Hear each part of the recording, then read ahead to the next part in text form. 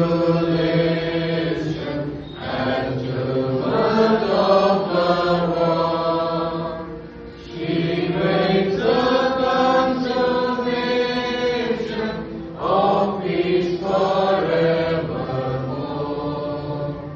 Till with the vision glorious, along the lines are led, and the great church